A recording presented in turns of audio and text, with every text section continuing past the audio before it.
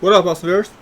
RJ here, and today we're going to talk about a smartphone buyer's guide. Now, first things first, for those of you that clicked on my channel, you have somewhat of an idea of what kind of phones that I would recommend. But in the beginning of the video, just for those of you that just really want to know, like, what are good smartphones to buy, or what kind of smartphone should you buy? Okay, so I'm going to talk about this category first. So the first up is that let's say if you just want to buy a phone, right? You just want a phone that works. You don't really care much about the actual phone itself, as long as it fits in most pockets and it works. It can call, can receive calls, it can go on the internet and do very basic phone things. Okay, so that's gonna be like something like an iPhone 13 mini. Now there's variations of storages. I personally, if I were to get something like an iPhone 13 mini, I go with the highest variant storage possible, just because I never know if and when I would need it. So it's better to have something that I may need than have something that when I need it, I don't have it. So that's kind of my mentality when it comes to buying things. I rather buy things just so that in the event I do need something, like I will have it, rather than I need it and then I don't have it. So, but that's only me. So if you, for you it's different. I think maybe 128 is good for most people, or 256. I figured maybe 256 would be like the sweet spot. Okay, so there's that. And then for those of you that have a little bit more money, where you're like, okay, I still want a phone that works. I want a phone that's gonna last me longer than what it typically would be. Okay, so now we're talking something like an iPhone 15. So now this is something where because for those of you that don't know, with iPhone 15, I believe, feel free to correct me if I'm wrong in the comments down below, iPhone 15 is the phone where they switch over to USB-C. So why does this matter? Why do I need to know about this? Okay, a USB-C is a type of cable that's being plugged into the phone, and it is now a new standard for cables. So what this means is that if you were to get something like an iPhone 15, and then because it has USB-C, you're able to essentially carry one type of cable, and it just works universally.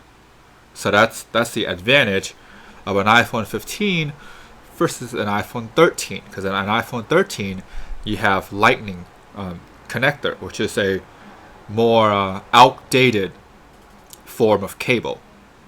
So there you go. And then besides that, there's also the higher end variant for those that like to spend more money.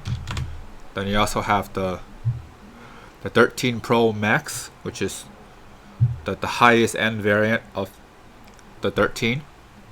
And then this is a personal choice. I go with the 15 Plus rather than the 15 Pro Max, for the reason that the 15 Pro Max, from what I know, has overheating issues, and that may slow down the phone. So I go with the Plus just for that. I can avoid those kind of issues, because I had phones that overheat. I currently have a phone that overheats, so I would personally want to avoid that when it comes to the next phone purchase for me. And for you as well, I'm pretty sure you would not want a phone that overheat. So for those of you that don't know, when a phone overheat, it gets really hot, and then a lot of the things that you typically would do on a phone get slowed down dramatically, so that the phone can cool down, so that it can have normal functions. So there's that. So that's the Apple side. Now, what if you're that type of person but you don't like Apple for whatever personal reason? Feel free to start something in the comment down below if that's what you like to do. Then yeah, I am all for that. So Let's say if you're the type of person that, hey, you know what, I want a phone that works, but I don't want Apple. I want to stay away from Apple. Okay. So you got the Pixel 6a. Now this phone is literally that. It's a phone that works. You can do basic phone things, as I said before, and it's not an Apple. So there you go.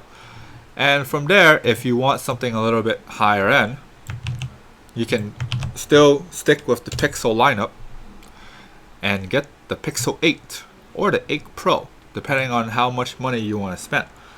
If you want to spend a lot of money on a phone, which, hey, if you got the money and you want to spend it, more power to you. You can go ahead and get the 8 Pro. And it has the Pro advantages, which I believe you have better cameras. Because the storage is the same. But the 8, you also have 256. The Pro, you also go up to 256. Okay, so that's going to be the same. So I want to say bigger screen, better cameras. 6.7, 6.2. Okay, so those are the things that I know off the bat. Now, let's say if you want something that's like fast, that's like actually fast, like you want a really fast working phone, get a OnePlus 12R. Now this one has a huge battery, by the way, 5,500 milliamp.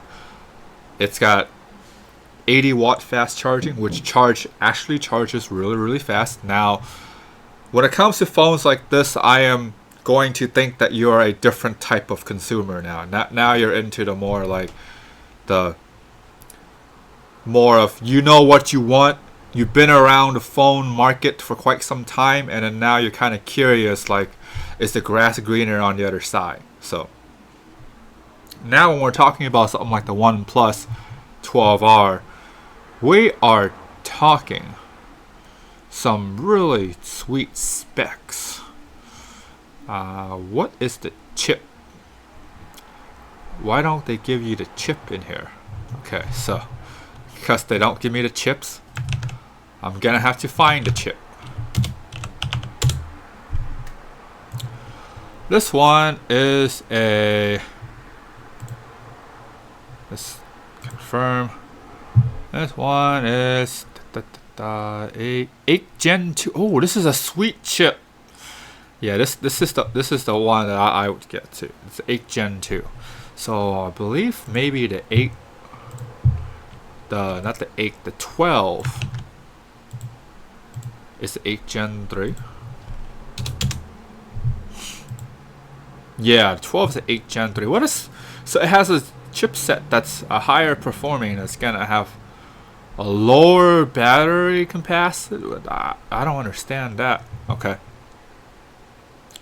It can go up to a terabyte. That's pretty sweet. But the 12R cannot, I believe. That's probably the downside. It can only go up to 256? Oh, come on. At least give us 512. Jeez. Okay. So yeah, that's gonna be the OnePlus 12R. I really want to say that it's sweet, but at 256, it really depends on what type of stuff that you want to do. Do you want to do any kind of emulations on your phone? If you do, you gotta get phones with micro SD card slots. Now we're on to the fun stuff. So, okay. The Moto G, the G100 to be exact.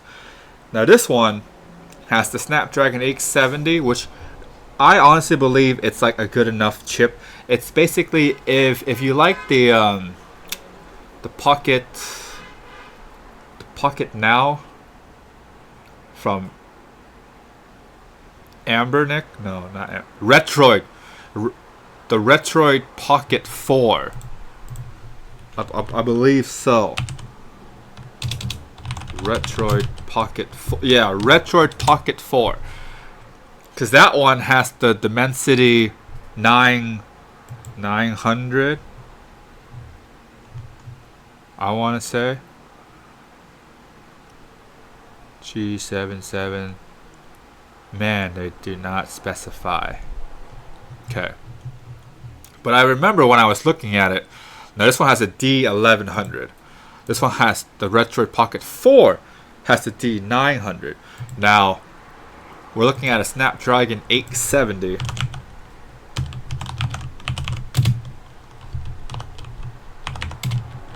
Versus the D900. I think it's about on par. Maybe 870 is a little bit better. No, 870 is twice 33 to 16. Is it the 1100? That's when things gets to be kind of even. Yeah, 3331. There you go. Okay, so this is essentially a phone that's a Retroid Pocket 4 Pro, and for the 4 Pro, you're looking at $200 for a game console that doesn't have phone capabilities. Now, on this end, you are looking at a phone with a game console capability. So what this means is that, let's say, right, if you will be spending more money in the end, because it's a phone, you're gonna need some kind of controller. So you're gonna need the I go with this one, the Easy SMX M105. Just this is not based off of personal use, which hopefully I'll get my hands on one of it soon, depending on when I upload the video. But so far, looking at it, this seems to be the one to get in terms of a controller. So you can do something like get the Easy SMX M05 and get this phone, and you're spending what, $180 round up, $40 round up, like 120, no, not 100, $220, and you essentially have a Retroid Pocket 4 Pro with gaming capabilities, because the G100 has a headphone jack, has a micro SD card slot, and get this, you can blow it up to the TV, and it really becomes a nice, sweet gaming console for a relatively low price. So I would say do that. So that's what I would do. But let's say for some reason you don't like Motorola, you want something from a more reputable brand per se, maybe brand is important to you. Okay, I have something like that. Go get the S20 Ultra from Samsung. Alright, so Samsung, this is basically like, even if you don't know anything, like you know what a Samsung or an Apple is. These are like household names. So the S20 Ultra, right? 5,000 milliamp hour battery, Snapdragon 865 instead of the 870, so not as powerful as the 870, but the trade-off is that you get a phone. It actually costs more too, because $250 instead of like $174, so it actually costs more, and it's weaker. But you get a phone that's gonna have a much better screen.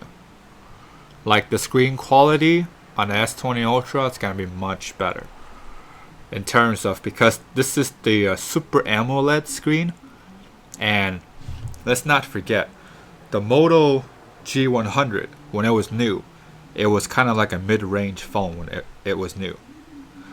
This phone, the S20 Ultra, is a super premium high-end phone when it was new. It's just however old it is now. It's like 4 or 5 years old. So because it's that old, this is what you're, because Samsung phones depreciate like a rock. They go down in price so fast. It is amazing how fast they go down in price. So take that information as you will and do with it what you want. So That's why I would say get the S20 Ultra. Now, let's say you actually want to take pictures. You actually want to use the camera a little bit more. Okay, but here's a couple of trade-offs. You're going to have a faster chip, so 865 plus instead of the 865 for however much that matters. You're going to get a smaller battery, which I don't understand why.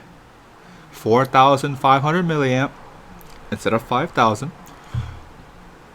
So you're getting a smaller battery, you're getting a faster chip, you're getting what I believe is a better screen because I like the rectangular look of the Note phones. And on top of that, you are getting the last Note because after this, they all become S Ultra now. So you're technically getting the last Note. And on top of that, it has a micro SD card slot.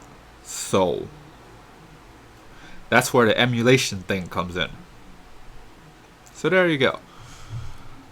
So if you want a phone that you want to actually use the camera for, get better pictures that have better focusing, because this one has the laser for it to autofocus easier, because that was the biggest thing that was plaguing the S20 Ultra, was that it just couldn't focus that good.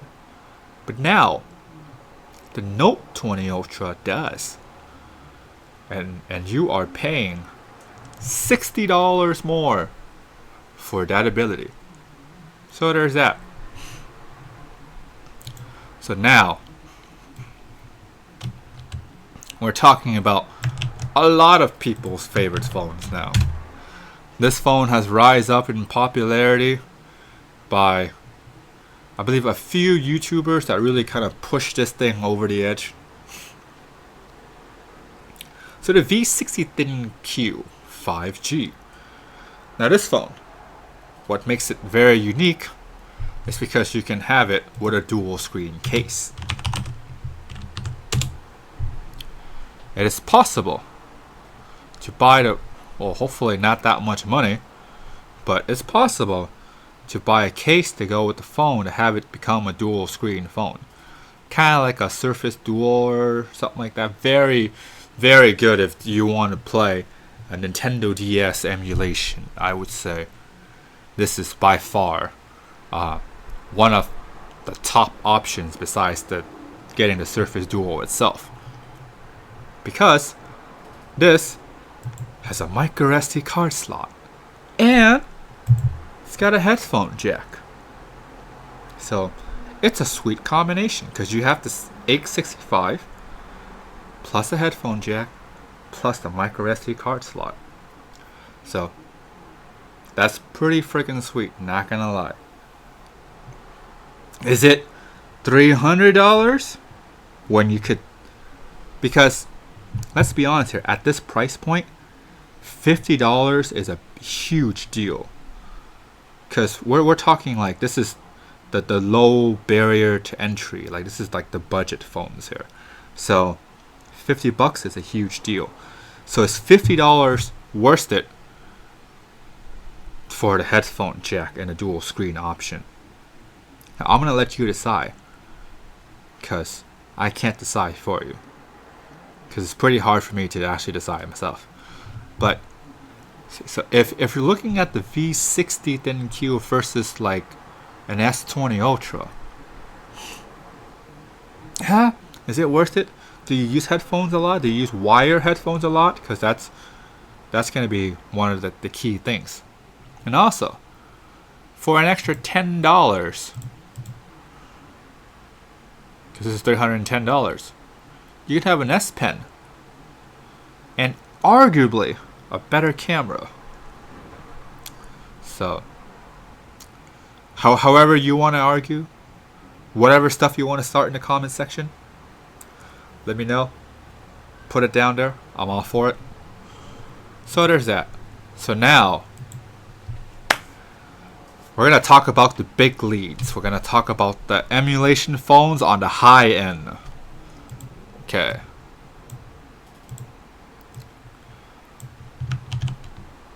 Now what makes this one so sweet? It's got a built-in cooling fan. Like, this thing seriously went all out for gaming.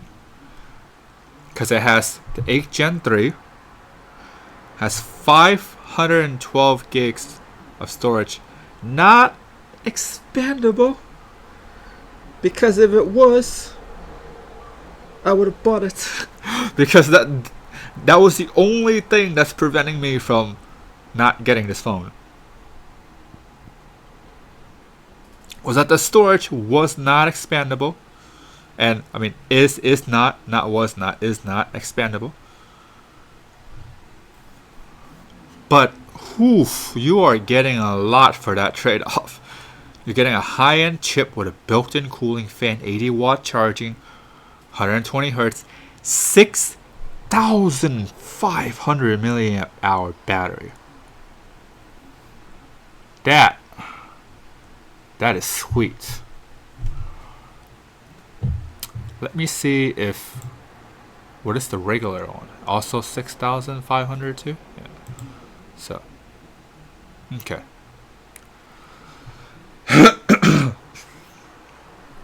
So if you want a phone that compromises a lot of stuff, I'm pretty sure the camera's not because they have the in-display camera, so you know selfie quality is not going to be the best. But if you want a gaming phone and you for some reason don't want to expand storage, which kind of two conflicting things, because gaming phone and storage expansion kind of goes hand in hand, because if you want to do any kind of emulation, you gotta have a micro SD card slot. But hey, let me know in the comments how you feel about that. But me personally, if I were to get a phone for emulation, I'm getting one with a micro SD card slot. But besides the point, this phone is so freaking sweet because of just how powerful it is, and you got a built-in cooling fan. So the next stop, this one from Asus, or Asus, however you want to pronounce it.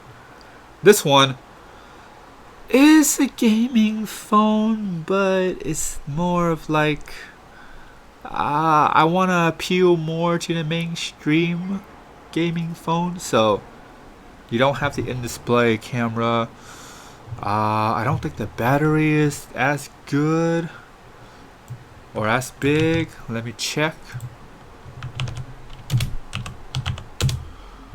Because yeah, 55, which is still a lot. That's still a lot. It's not 6,500. It's 5,500. And still got the 8 Gen 3. You don't have expandable storage, but you can go up to 1 terabyte of storage. So hey, that's not too bad, right? So there's that. And now we are getting to the creme de la creme of emulation phones, because you know it, I know it, we know it. I'm gonna talk about this phone, the Xperia 1.6, because it's got the Snapdragon 8 Gen 3. It's got a micro SD card slot with the Snapdragon 8 Gen 3. It's got a headphone jack. It's got a nice aspect ratio on top of that. And the screen is 1080p, which to most, is going to be a negative thing. To me, that's fantastic. Like, I forgot when I talked about, maybe it was the Xperia 1.4 that I talked about it, but I was like, you know what? It would have been so nice if Sony made the Xperia phones and they have a 1080p screen. That would be so good because we don't really need more than 1080p. And if they were to increase that aspect ratio so that when you connect it to the TV, you get more space rather than the thin little sliver, man, they did everything. Like, all of the stuff that I could have wanted from a gaming emulation phone, they did it. Like, this is it. I honestly think the only real drawback is the price. That's the only thing that's like, okay, you know what? Maybe we should reconsider things. But, you know, if a phone has micro SD card slot, you can change the storage. You can't change the cameras. You can't change the screen size. But you can change the price. And what do I mean by that? Is that, well, let's give it some time. Because electronics, cell phones, over time, unless it's some kind of specialty, very limited production phone, and the price goes up. But most likely, the price can change, and it will change for the better. And when it does change for the better, that's the time to get it. But hey, if you want to swing for the fences, you want the creme de la creme of emulation phone. The camera's good. So many YouTubers talk about the camera. I don't want to talk about the camera because that's literally all they talk about is the camera. Like, they are omitting or forgetting or not caring about the fact that you get a high-end chipset with a micro SD card slot, which means you're in emulation paradise. Because, guys, let's not forget the current micro SD storage that we have. 1.5 terabyte of micro SD goodness. Think of all of the ROMs that you can store with that much storage. On top of that, I'm not getting the 250. Why would I get the 256? I'm swinging for the fences. I'm going with 512. So in theory, you have 2 terabytes of storage to mess around with. And by God, is that great. Like, it doesn't get any better than this. But it will, because of technology. And assuming, hoping, praying that we still have future phones from Sony that kept all of these awesome features. Because that's basically why I want this phone. Because of the micro SD card slot and a better screen aspect ratio and the 1080p screen. Like, I am in it for the long haul. So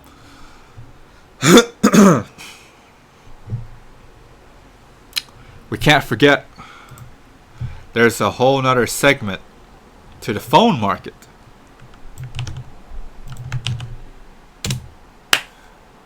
Foldables. Now, with foldables, let's be honest, it is a very niche market phone segment, so you gotta really want it, and you gotta really deal with all of the downside. But the upside is that you get a phone that's a tablet. And sometimes that upside can really kill all the downsides, depending on how much money you're willing to spend. So,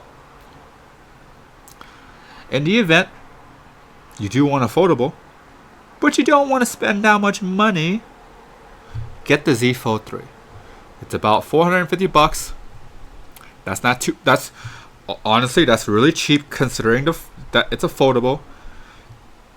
How reliable is it? Are you gonna get one in good working conditions? Maybe, because you're talking about a phone that's original price is $2,000, and it's now $450. So again, Samsung depreciate like a rock, but it gives you the opportunity to try out a foldable for really next to nothing. I mean, in terms of like the foldable market, in terms of what you're paying for, it's really next to nothing because of just how expensive these phones are. Because, I mean, if you do have the money, you can always get the high end. But before we talk about the high end, we're gonna talk about the mid-range, because I believe this is the mid-range. Now, I can be proven wrong right now.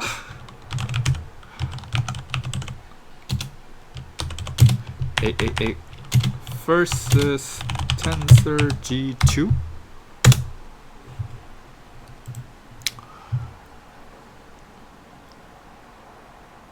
Yes. It's ever so slightly better than the Snapdragon 888. Okay, so if you want a phone that's 1 year old instead of 4 years old, you got a little bit more moolah in your wallet, you want to go mid-range, you don't want to go high-end, you're not ready yet, I get it, get the Pixel Fold. Now, again, I really gotta stress with these foldables, whatever quality conditions and however long it lasts, it really depends on what the previous owner did. So there's that. But hey, if you don't want to buy used, you want to buy new, right? So if you want to buy new, you want to go for the high end, you get the Z Fold 6. That's the new kid on the block. Now,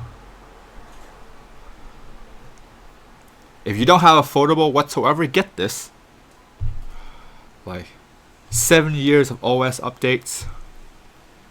It's got a nice, beautiful screen. It's got a small, very, very narrow front screen. You're probably gonna like the fact that you can do one-handed usage. Okay? Yeah. That's great.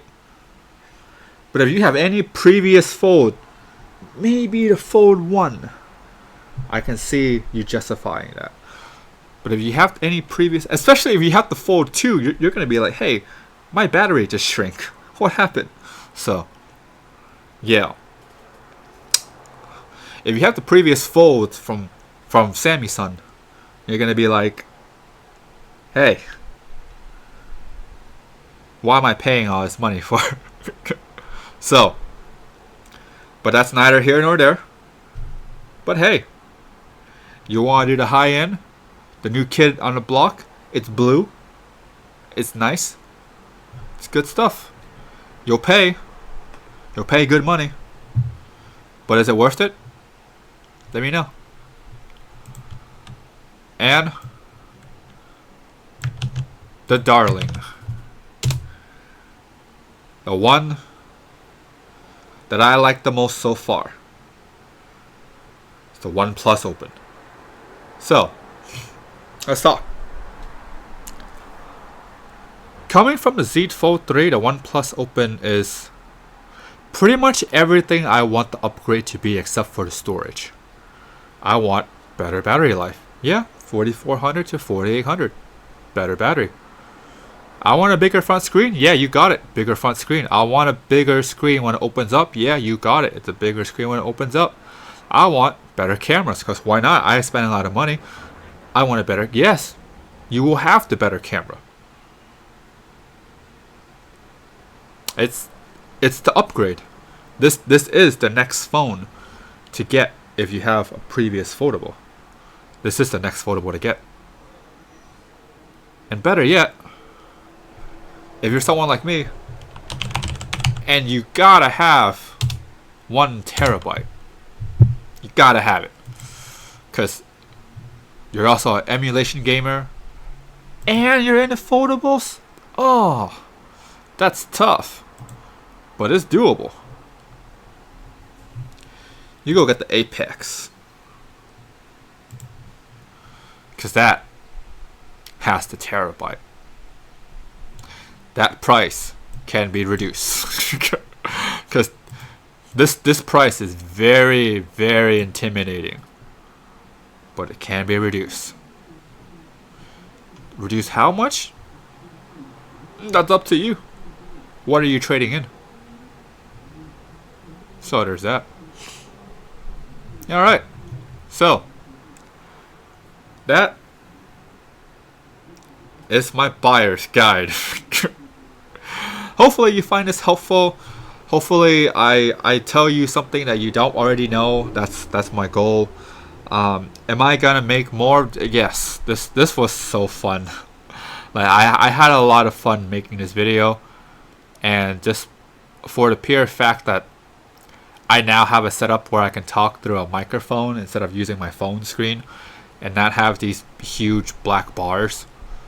Yeah, like I am loving this setup, so I'm definitely gonna do more of these types of videos. So let me know. Have any questions? Put a comment down there. Of course, I will link all of these phones for you to choose from. If you decide to support me at the same time, hopefully no extra cost to you. Yeah, I'll put all of these down into the link below, so then you can check them out.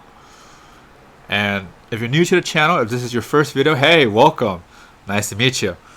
And yeah, be sure to comment, like, subscribe, thumbs up, hit the bell for more content. You guys stay awesome.